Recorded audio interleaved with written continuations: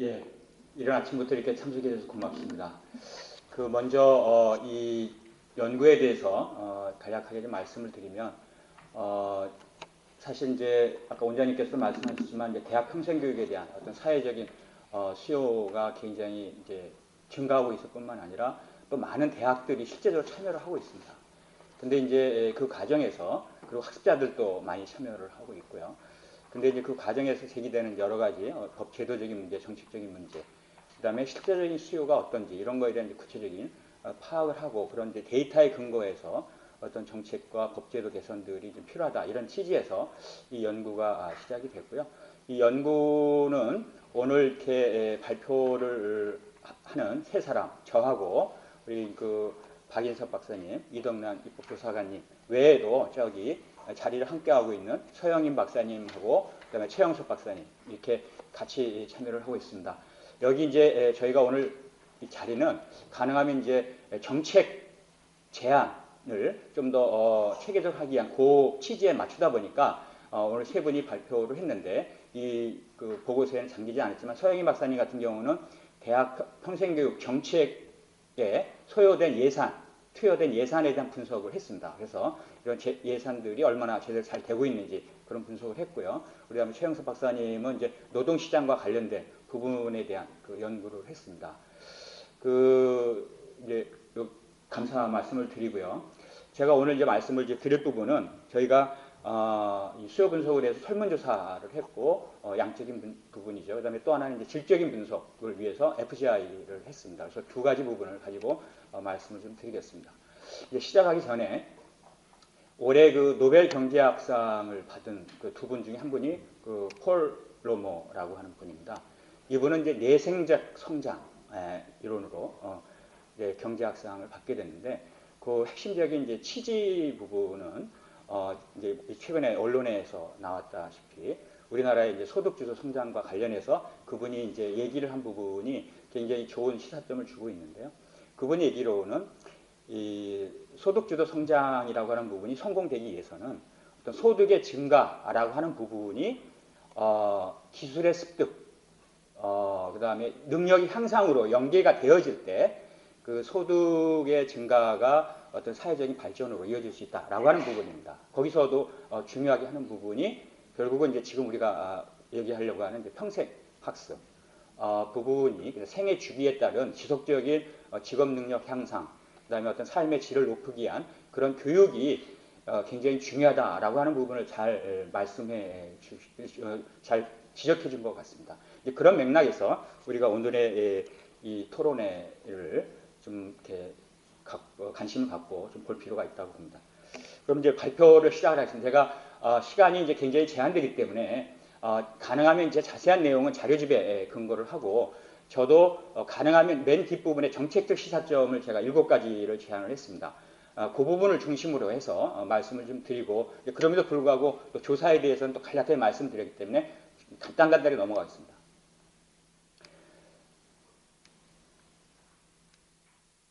저희가 오늘 이제 발표 내용을 좀 보시면 설문조사 개요 및 응답자 특성, 그다음에 대학평생교육 참여 경험, 그다음에 대학평생교육 참여 의사 및 영향 요인, 그다음에 대학평생교육 수요 상세 분석, 그다음에 주제별 대학평생교육 수요 분석, 그다음에 대학평생교육에 대한 인식 이렇게 좀 되어 있습니다. 이 설문조사 이 부분은 요거는 저희가 이거 보시다시피 고졸 학력 이상으로 했습니다.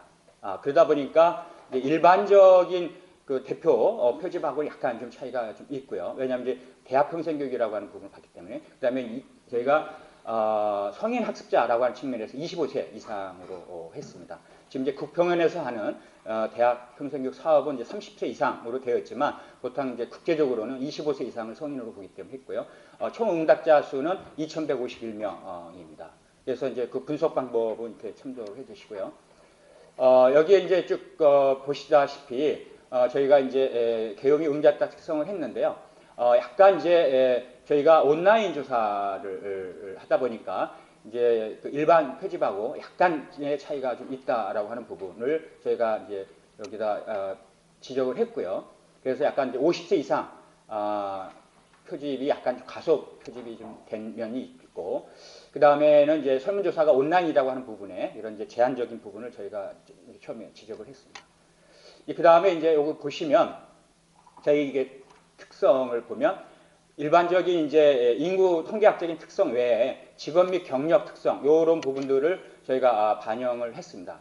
그래서 이제 취업자 성인 학습자다 보니까 주로 이제 취업과 관련된 부분들이 상당히 많이 있었고요. 그래서 이런 부분들이 저희가 이제 고용 형태라든가 근로시간 형태, 직장 규모 이런 부분과 관련해서 저희가 조사를 했고 분석을 했습니다. 그 다음에 이제 학습자 경험을 저희가 해보니까 일단 이제 참여 경험을 주로 이렇게 봤을 때 일단 만족도 부분은 이제 뭐 보통 이상이 이제 나왔습니다.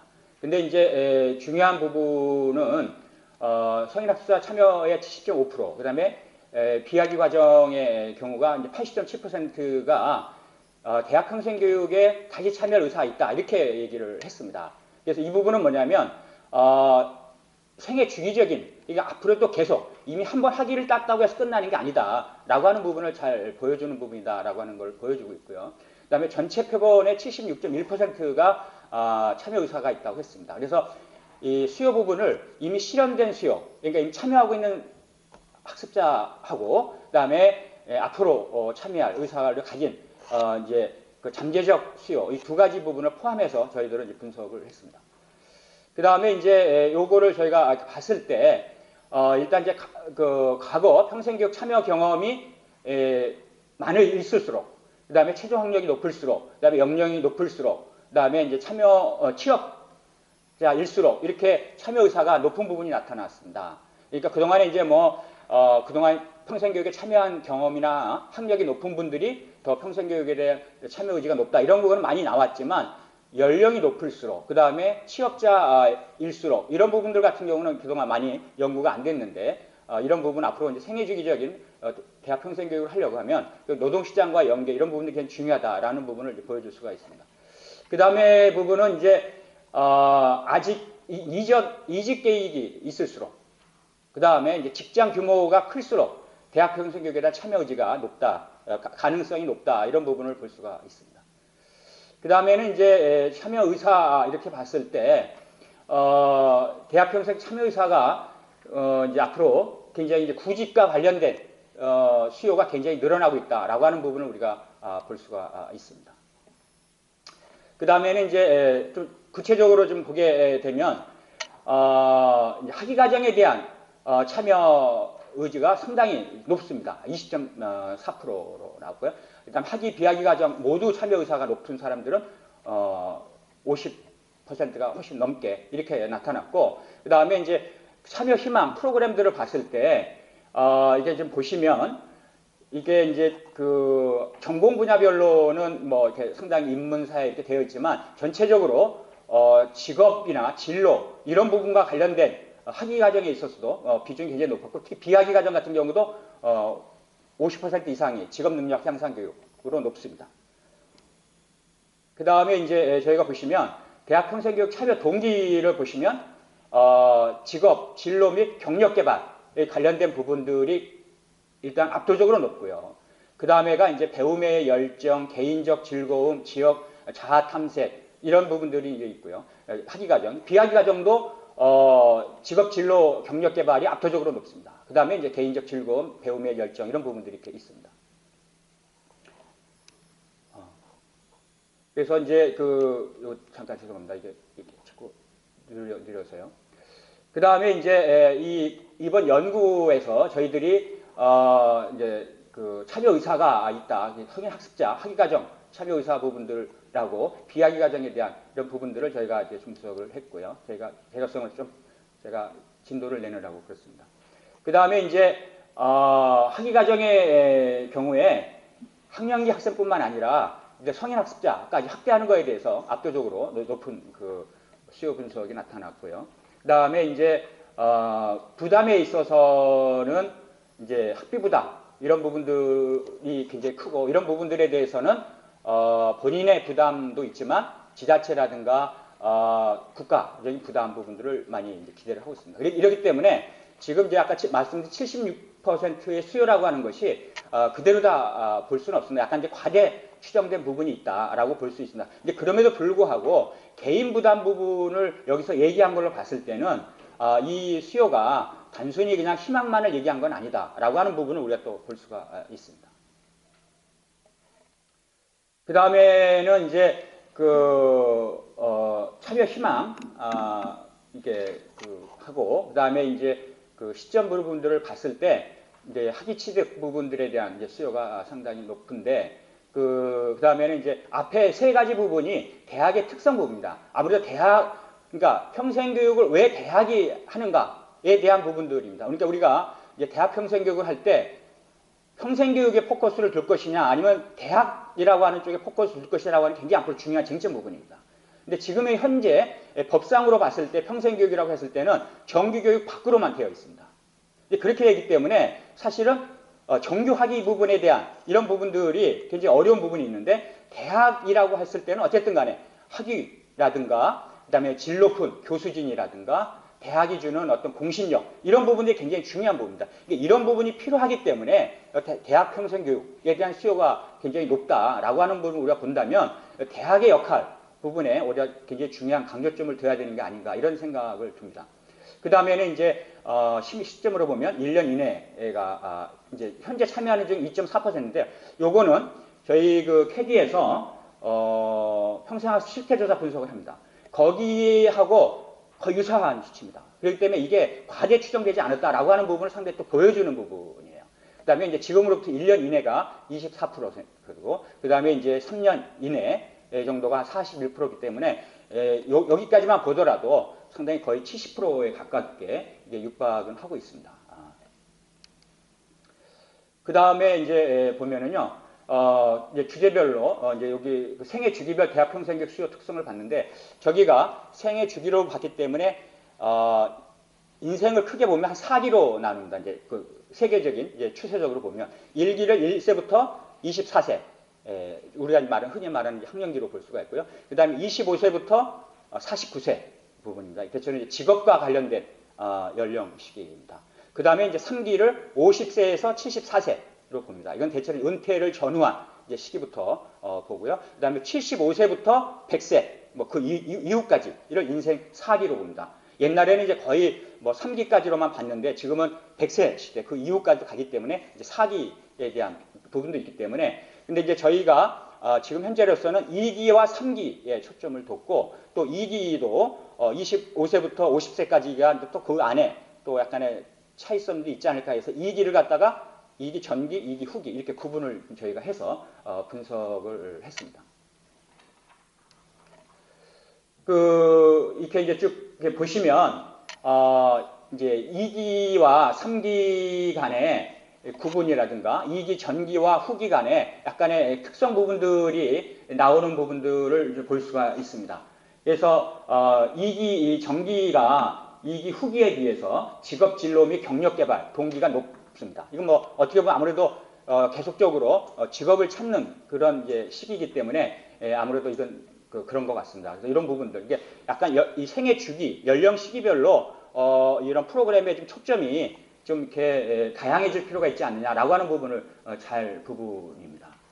그 다음에 이제 2기와 비해서 3기의 경우에는 직업 진로 및 경력 개발 뭐 이 부분도 상당 부분이 있고요. 그 다음에는 취미 활동이라든가 그 다음에 개인적 즐거움 부분들이 상당히 고르게 나타나 있습니다. 특히 이제 우리나라 같은 경우는 노인 빈곤 문제도 있기 때문에 3기라고 하더라도 진로 직업에 대한 관심들이 상당히 있는 거고요. 그 다음에 이제 취미라든가 개인적 즐거움 부분도 상당히 높다라고 하는 부분을 우리가 고려해야 될 것 같습니다.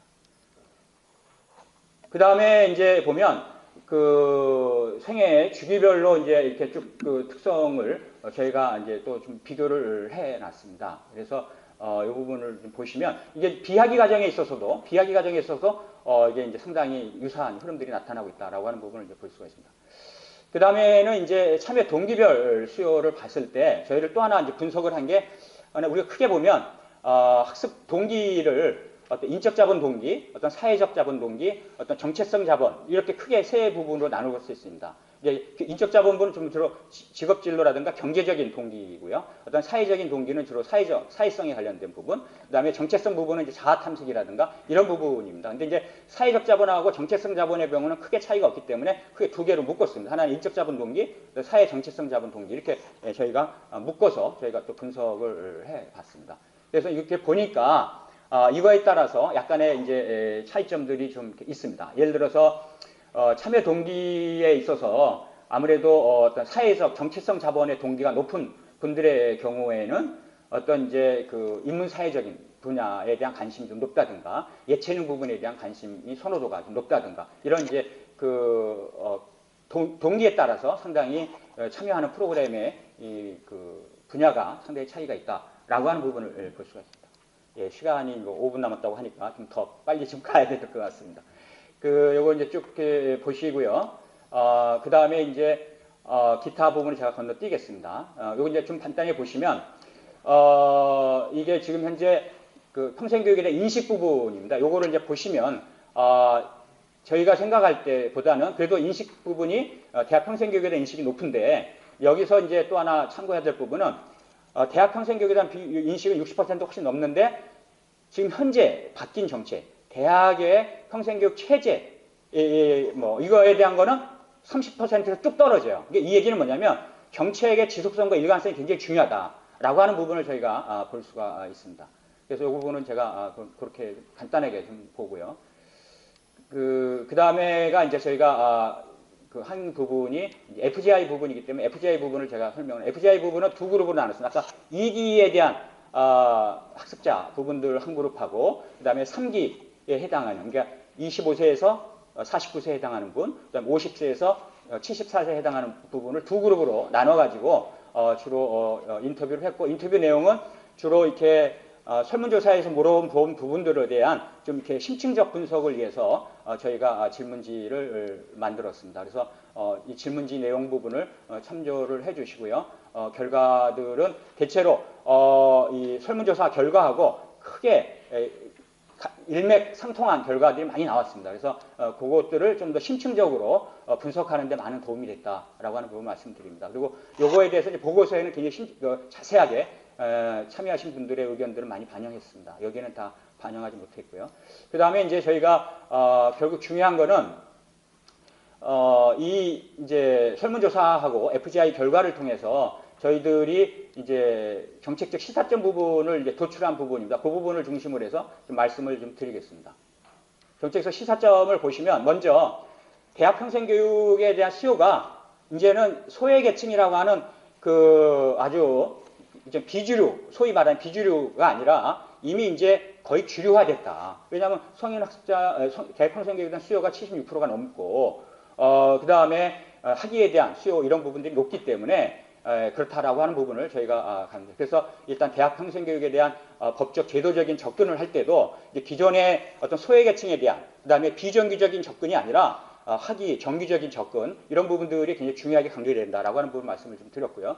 그 다음에는 대학 평생교육의 직업 진로 및 경력 개발 기능이 훨씬 더 강화된다. 그동안에 이제 대학 평생교육원에서 교육이라는 건 대충 취미라든가 뭐 이런 부분으로 많이 치중되어 있었는데 여기 보시다시피 대학 평생교육 생애주기적인 차원에서 보면 노동시장과 연계성 부분들이 굉장히 중요하게 강조가 되고 있기 때문에 이런 부분들이 어떤 프로그램을 개발하거나 내용을 할 때 고려돼야 된다. 그리고 또한 성인의 특수성을 반영한 혁신적 대학 평생교육 제공이 필요하다. 그러니까 그 기존에 학령기 학생에 대한 그 접근과 좀 다르게 성인 학습자의 특성을 반영한 프로그램이라든가 내용, 교수 학습 방법 이런 부분들이 좀 돼야 된다라고 하는 부분이 저희가 이제 또 지적이 됐고요.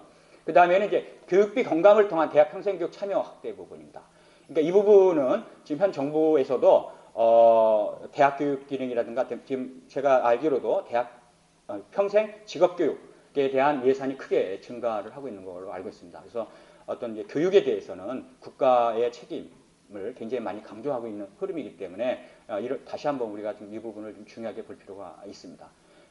그럼에도 불구하고 학습자들이 절대 뭐 무료 이렇게 기대하지는 않아요. 그렇지만 학습자들이 직업과 어떤 가정 이런 부분들을 같이 해야 되는 상황에서 학습자 부분에 대한 교육 비율을 좀 적정하게 해야 되고 정부와 지역사회, 학습자의 관계 일구를 잘 설정할 필요가 있다라고 하는 부분입니다. 그 다음에는 이제 생애 주기별 차별화된 대학평생 교육 제공을 해야 된다라고 하는 부분을 제가 말씀을 좀 드렸고요. 그 다음에 이제 6번째는 대학의 인적 물적 자원을 활용한 비형식 교육. 우리 저희가 대학에 있어서 비형식 교육에 대한 수요도 높습니다. 그렇지만 이것이 그냥 외부 자원, 값싼게 프로그램을 운영하는 대학의 명성만 이용한 그런 형태의 교육이 되면 안 되고 이제 대학의 질 높은 교수진 프로그램을 활용해서 진짜 질 높은 비형식 교육을 제공해야 된다라고 하는 부분을 제가 강조를 했습니다. 그 다음에는 이제 일관성 있는 대학평생교육의 정책 집행. 아까 말씀드렸다시피 대학평생교육의 정책명이 계속 바뀌다 보니까 이게 국민적인 인식도가 많이 떨어진다. 그래서 정책의 일관성, 장기적인 전망, 전략, 이렇게 굉장히 중요하다 이렇게 했습니다. 예, 시간에 맞추다 보니까 좀 급하게 됐는데 이해해 주시고 토론 때 더 심층적인 토론이 하도록 하겠습니다. 감사합니다.